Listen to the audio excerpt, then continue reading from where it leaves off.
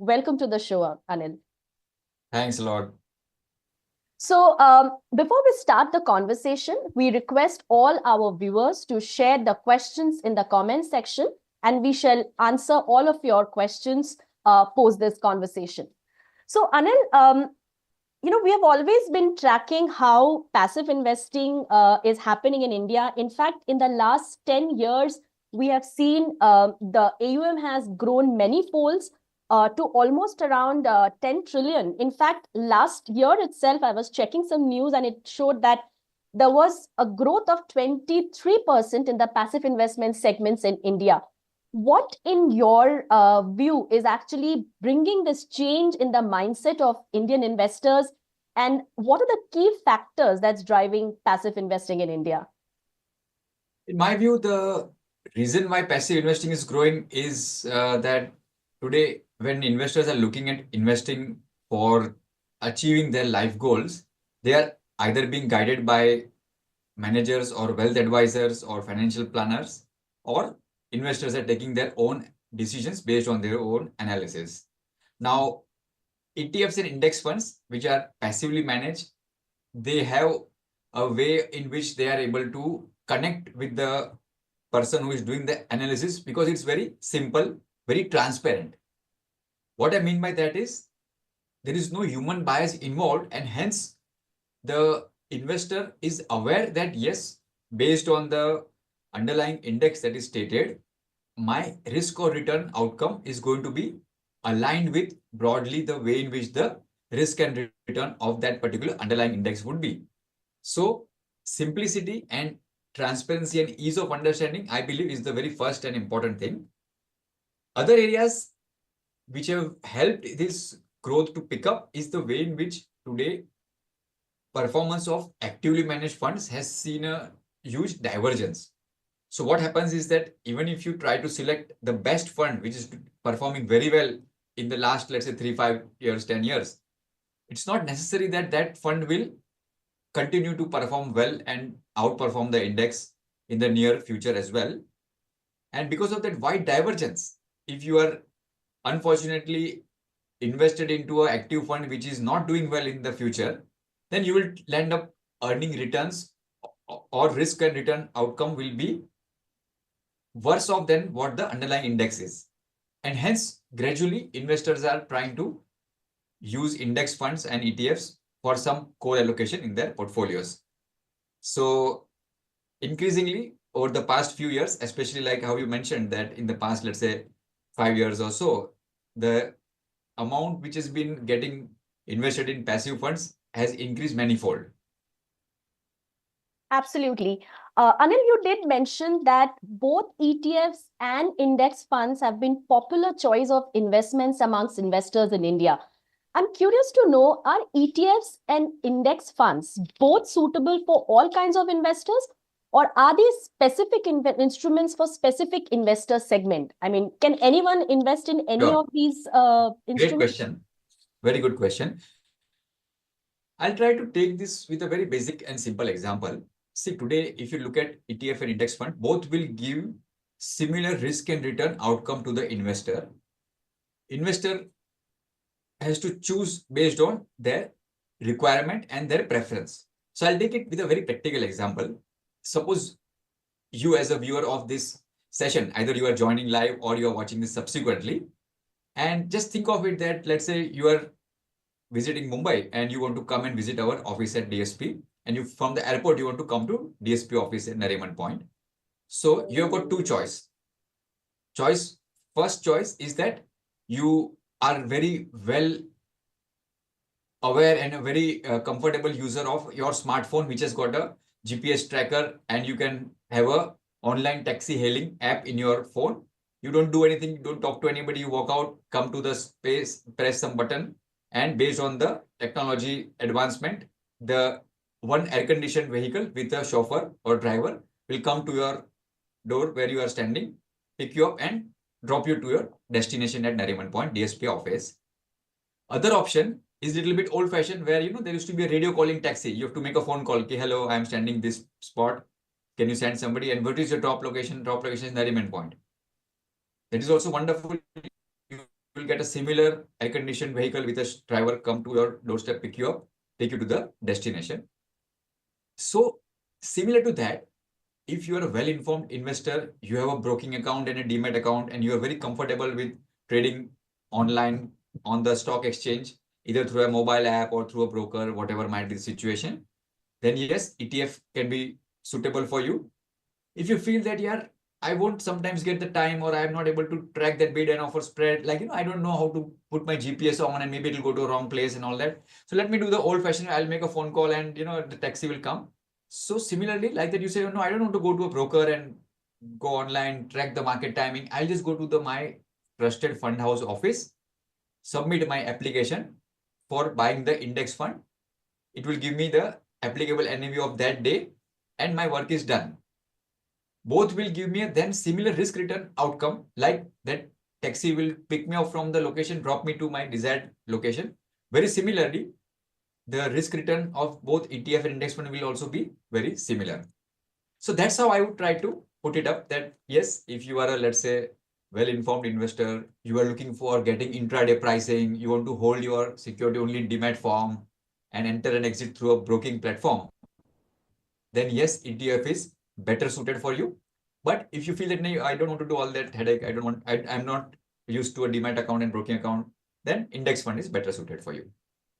Great. So we could make sense that when it comes to risk return outcome, the results are going to be similar, whether you're choosing ETFs or index funds.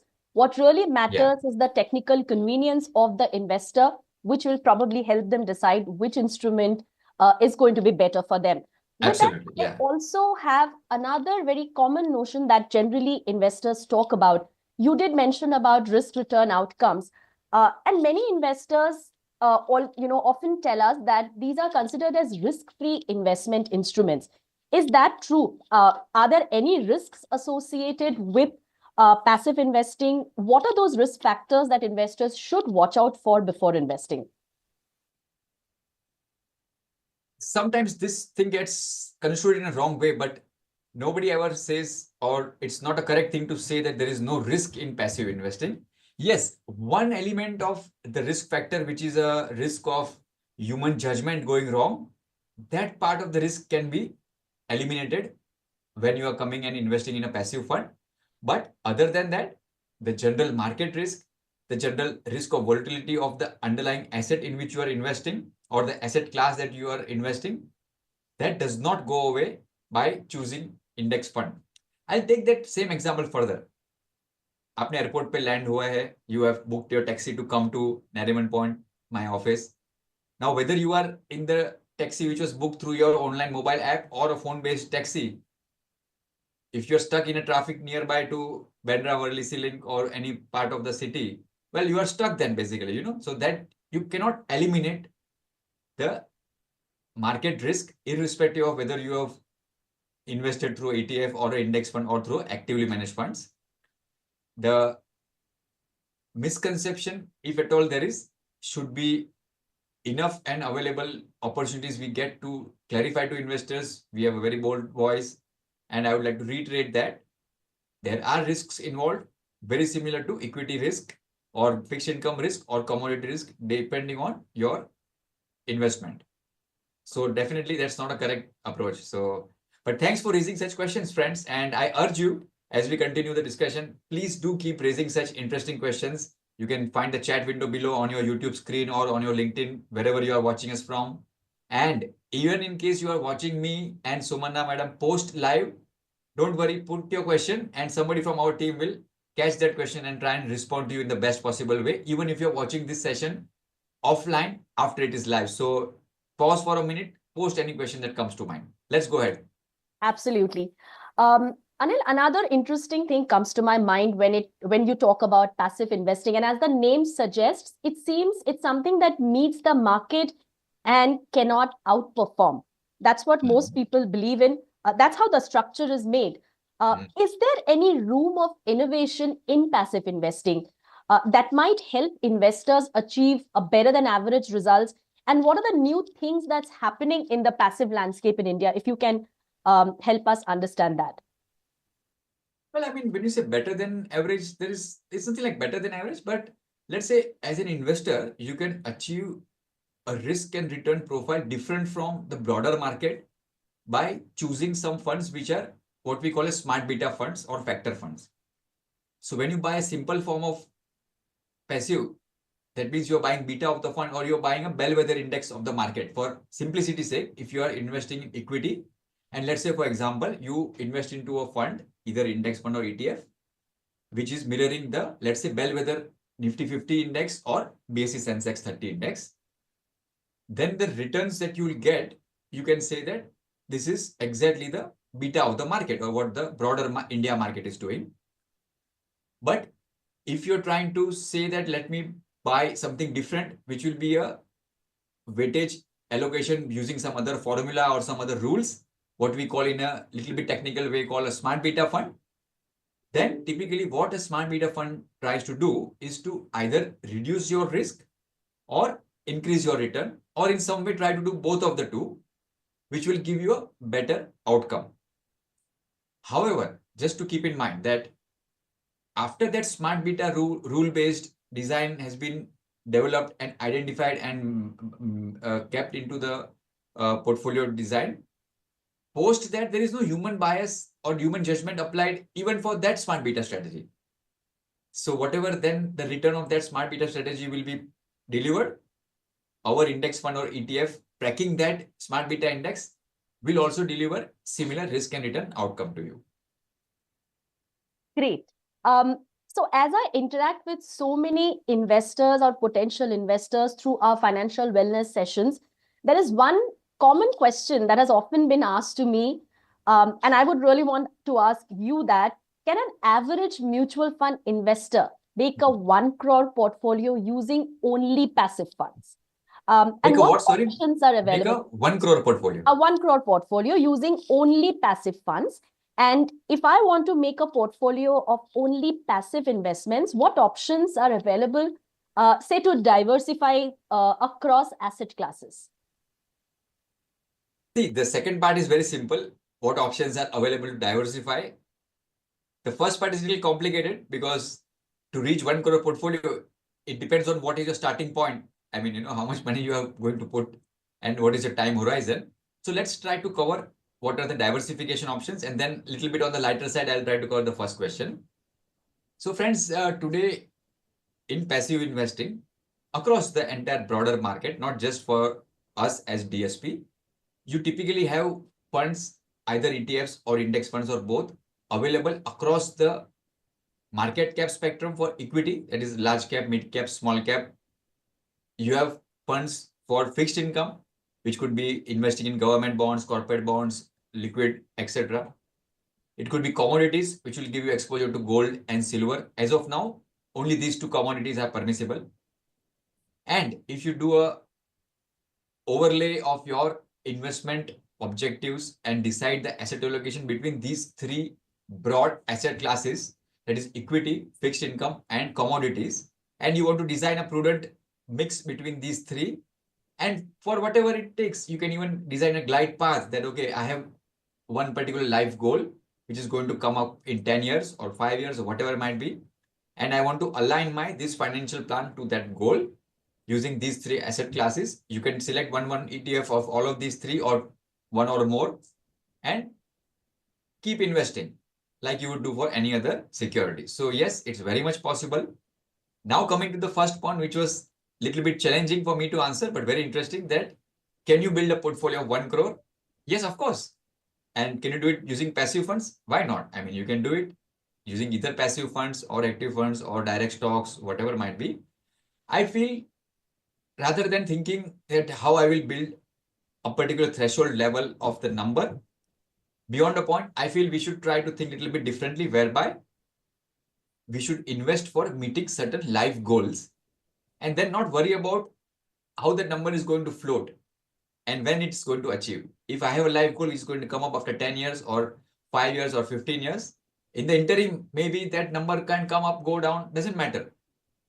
Decide your life goal, align your financial plan with that, and then keep regularly investing. If you have aligned your life goal with a 1 crore threshold amount and you are working backward with certain monthly or quarterly or fortnightly or whatever might be investment across these multiple asset classes in a well diversified manner, then you will be in a good position to be able to monitor that and reach that particular goal. So, Anil, it seems clearly the principles of investing that we generally follow for all our investments, which is, of course, doing a risk profiling, then doing an asset allocation. You very well clearly mentioned that there are different asset classes one can explore, equity, fixed income, commodities, all of that with ETFs and index funds. And then, of course, if required, one can also go through portfolio rebalancing as and when. So it seems it's very much possible to build your 1 crore portfolio as well with index funds. So while I have some more questions for you, I am also getting some interesting questions in the chat group. And I thought to, highlight some of the questions from our audience.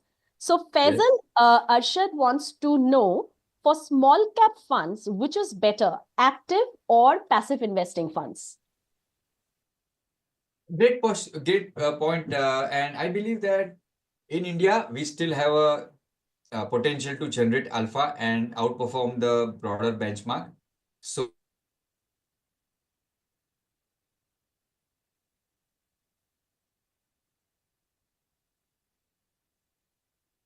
smart beta strategy within the small cap universe, instead of buying the entire small cap basket, then maybe you could have a better risk and return outcome. Like for example, which particular way to choose for small cap, I would think of it. I'll just carry that example further, which we were discussing earlier, that assume you are in Mumbai and you come to visit DSP office at Nariman Point, and you say कि यार आपको मिलने आ रहा है अनिल भाई, साथ में lunch करेंगे. And if we decide that, okay, take me down to eat some street food at Nariman Point, you can loosely speaking equate it to like small caps. Then I'll first focus on quality. That, okay, I will go to only 2 or 3 food stalls which use very good quality water. Let's say they use packaged mineral water or something, so that you have a lesser chance of falling ill. But if you say, please take me to a nice 5-star hotel. So close by, let's say there is a 5-star hotel, and if we go there, then I will not bother कि भाई ठीक है 5-star hotel में चलिए, जो आपको मन हो खा लो भाई. At least I will have a lesser chance of you falling sick because of eating outside food. Like, or other way around, having a large cap and buying that versus a small cap and choosing certain quality stocks within that.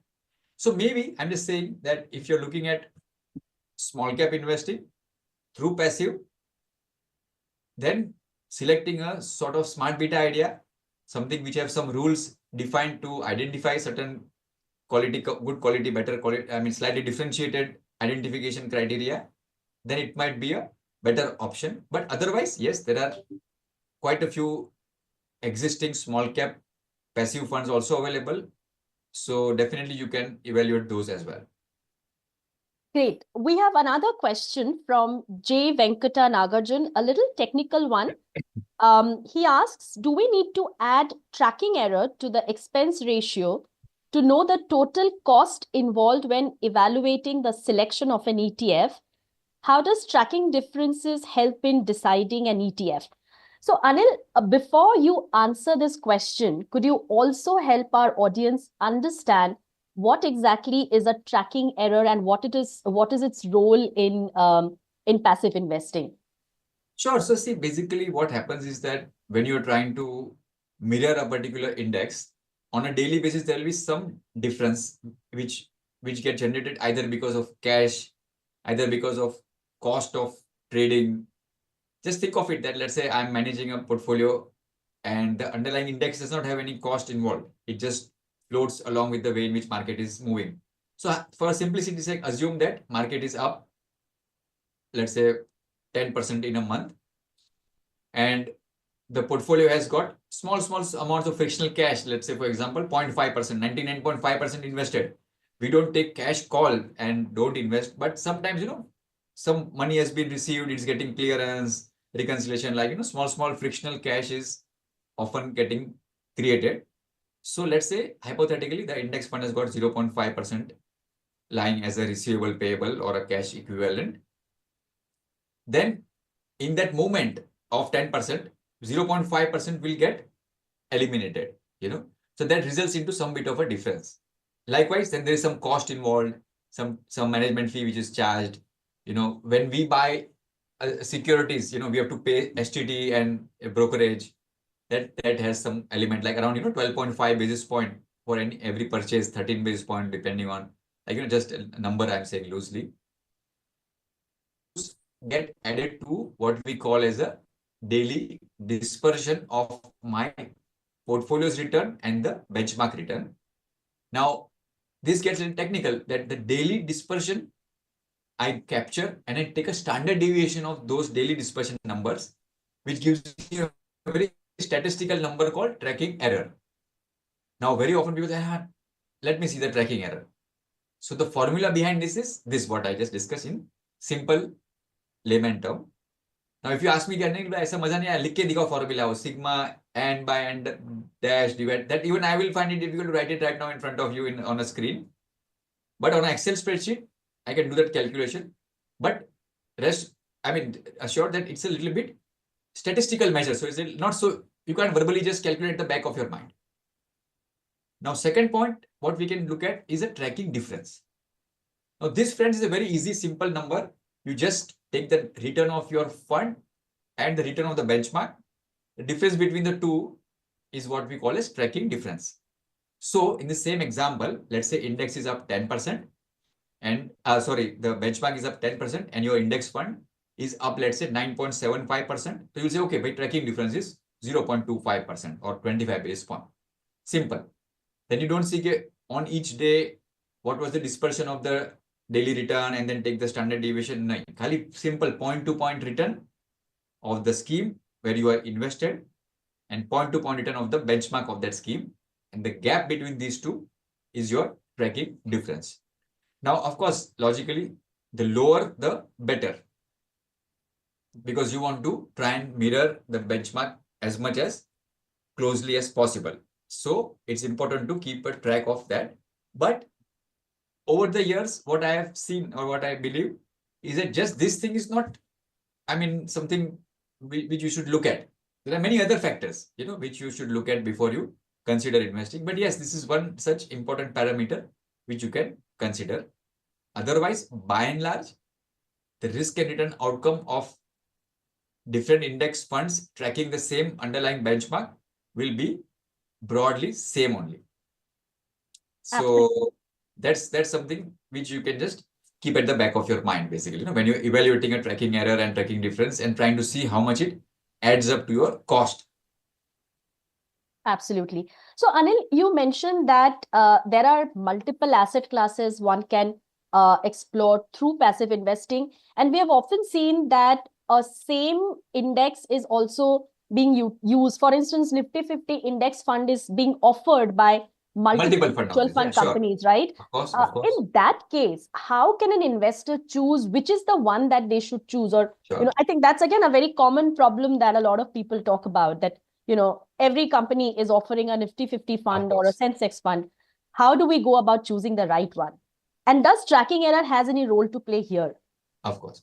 Well, I would hope that all of the viewers and listeners choose only certain fund house, but of course that doesn't always hold true. And there are many factors which go behind choosing this. So over the period, what I have tried to do is I have tried to identify 6 key parameters which one should look at, 5 or 6 loosely speaking. So first and foremost to try to identify is what is the investment concept behind that particular fund. Like I gave the example that, okay, suppose you want to invest in small cap, whether you have a filter for quality stocks in that small cap universe, or if you want to invest in large cap, whether you have a portfolio that is diversified or concentrated, and whether it's aligning with your investment idea. So first thing to keep in mind is the investment concept. Linked to that is how your expected risk and return outcomes are going to be. If they are getting connected with that, then you say, yes, this is a good thing. Let me evaluate further. Then you evaluate the physical, the numerical aspect or the quantitative aspect of the tracking error and tracking difference. Typically speaking, like we spoke earlier, lower the better. Also, it's important to see the consistency of that number, basically. Then you try to see that, chalo, theek hai, ye sab thoda bahut samajh mein aa raha hai mujhe. Then you try to see, okay, apart from this, what is the ease of access to my fund house, how easy is to go to the branch office? Do they have some good digital platform like a website or a mobile app where I can just transact and get my statements? And at the end of the year, will they send some report which will help me in my tax filing? Just example I'm saying. So those are the softer aspects. Will I get ongoing servicing and reporting requirements? Like, I'll take this example little bit to connecting to the earlier thing of like my how, like which cab I'm going to use. Let's say there are 2-3 cab hailing apps. Then how do you decide which one to take? Basically, right? You come down and you have got two options basically without taking names. I mean, I'm just asking. Usually, on your mobile phone, you will have 2 taxi hailing cabs available. So you will at some point think, okay, which one gives me sometimes better some cashback, some small amount, or which is the better user interface of the app. एक button दबाने में सब कुछ वो आ जाता है कि नहीं. Some of those things are softer aspects that you see. Besides, of course, seeing which gives you a better cost for going to same destination. Usually, okay, this is going to slightly give 5, 10, 15 rupees, 30 rupees difference, basically, just as an example. That's right. So that's softer aspect.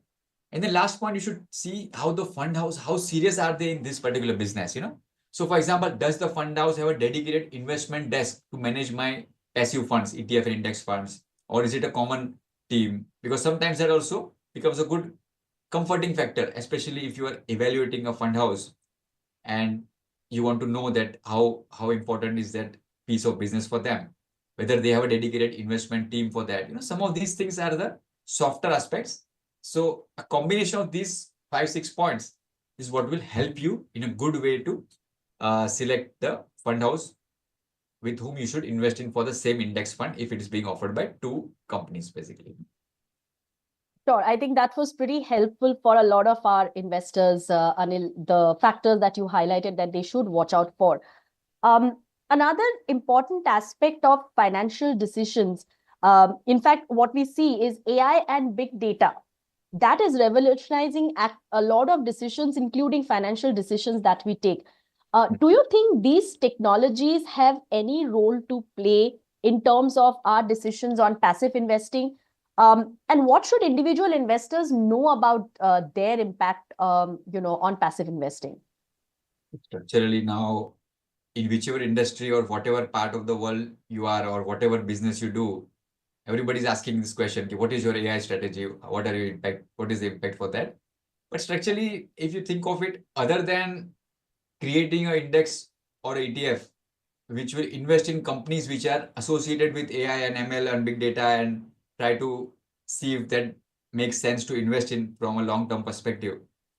From day-to-day portfolio management perspective or day-to-day, how should I say, investment decision making, at this point of time, there is less of visible impact, to be very honest, on machine learning, on automation, on technology development. Of course, it's helping in a very big way, but artificial intelligence or generative AI or some of those things is still yet to really come up in any big way. So if you are a fund manager or an asset management company, you are one of my competitors listening to this by chance, then yes, you should be aware and tracking how it will impact your business in future and what you are doing to be ready for that. But if you are one of my investor or one of my distribution partners or my prospective investors, then rest assured, I mean, at this point of time, at least, it's not going to impact your investment decision making or your allocations in any material way. I hope that was your angle, and because Yes, it's such absolutely. a vast topic to discuss, but I think Yes. For a investor, I mean, who wants to, like I said, investing in my mind should be fairly simple. That's right. Rather than manufacturers like you and me or asset managers. For us, it's of course very complex, and it's going to get even more complex with these developments and technology and AI and machine learning. But for the investor, it should still be linked to certain basic pleasures and happiness and life goals. Okay, I assume that if I'm not a fund manager, let's say hypothetically, let's say I don't know what, but let's say I'm a dentist, basically, then what is my life goal? I don't even understand. Sumana madam is saying buy a AI-based algo fund which will give you returns very astronomical. I am interested, boss. I am running a small clinic which is on rent. After 5 years, I want to move to my own clinic, which has a good ambience and good surrounding area. For that I need, hypothetically speaking, 1 crore rupees. जैसे आपका question था ना कि मेरे पास 1 crore कभी आएगा. Sure. So this is my life goal. I want to buy a new clinic. Now for that, I don't care whether it's a fund which is using AI or ML or whatever. You as my trusted financial advisor have suggested to me कि sir आप एक काम करिए, every month आपका जो पैसा बचता है उसमें से इतना अमाउंट आप मुझे दीजिए, अपन ये 3 फंड में ये एसेट एलोकेशन मोड में इन्वेस्ट करते रहेंगे. जैसे आपका 1 करोड़ जमेगा मैं आपको ला के देगी, अपन मस्त ऑफिस ढूंढेंगे और आपका रिबिन कट करने के लिए आप मुझे याद करना, मैं आ जाएगी. बस आपको वो फोकस करना है, right? Something that they can relate to on a daily basis. Yeah. Yeah. So that's what I feel is a good way. But sorry, I mean, I digressed away toward dentist and toward ribbon cutting, but just want to simplify it. Yeah. And if any dentists are watching our session by chance, do please feel free to reach out, ask any questions, and try to, simplify life and keep it relaxing, and, continue helping us to make sure we keep ourselves fit and healthy and fine while we try and help you and many others to keep your financial goals and your financial planning fit and healthy and fine, basically. Right. So, Anil, you actually have told us a lot about what's happening in the passive investing landscapes in India and how there has been growth in leaps and bounds in the last decade as well. I want to ask a question on behalf of our very young investors and also the ones who are now getting into their, they're evaluating their career prospects.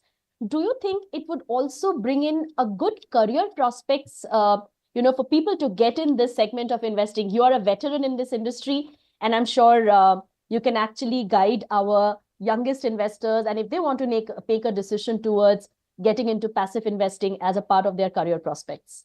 And of course, what message would you want to give to the aspiring finance professionals? Absolutely. I think that the way in which we are seeing a growth in the passive investments industry, I feel that very often, if you align your career with a industry or a segment of the industry that is growing fast, then it helps your career to grow fast as well. So if you feel that, yes, whatever we have been discussing or whatever you have been reading or hearing, that passive investments have been growing very fast and in a good way in some of the global markets, especially in the US. Passive investing has started catching up in India also in the past few years, and this is a starting for much more increased growth in the future. Yeah. Then definitely you should consider aligning in some way as much as or wherever possible with this field of or niche area within money management, investment management. And friends, let me tell you, it's not just about that, okay, I should become a fund manager managing index fund or ETFs. There are many ancillary businesses and functions which will also grow very fast. For example, for a successful ecosystem, we need a lot of market makers. We need broker dealers. We need authorized participants. We need index providers who will come up with different ideation and maintain and manage and run indices.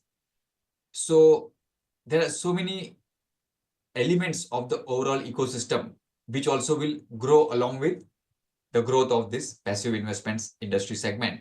So yes, definitely, I urge you to do a little bit more research, track the way in which the industry is growing and where all you can spot opportunities for aligning your career growth as well in this particular exciting field. I personally feel that in the next 10, 15 years, basically, if you're a young professional sitting in your office today or at your home or in your college today, watching this, I urge you to try and do a little bit more research and see whether if it fits with your thought process and your vision of your work profile. Sure. Anil, thanks so much for joining us today and sharing your insights on passive investing with our viewers. And I'm sure they must have benefited a lot from your advice and expertise. To all our viewers here, if you have more questions, please share in the comment section. And Anil has highlighted it already. Someone from our team will definitely get back to you and help you figure out the answers to all your questions. Thank you so much once again for joining. Don't forget to leave a feedback about this conversation in the comment section. Happy investing and a happy weekend. Bye-bye.